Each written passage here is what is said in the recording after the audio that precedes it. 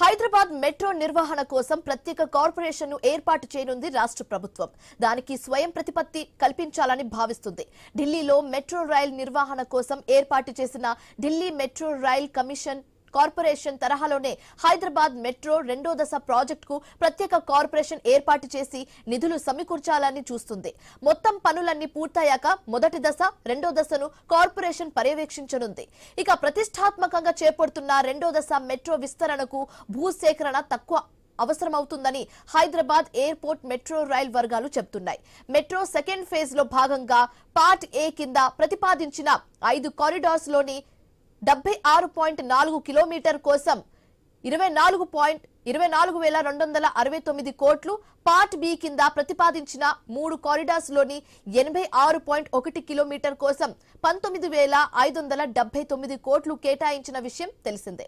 అయితే మొత్తం ప్రాజెక్టును 50-50 జాయింట్ వెంచర్ గా చేపట్టేందుకు కేంద్ర రాష్ట్ర ప్రభుత్వాలు ఇప్పటికే నిర్ణయించాయి.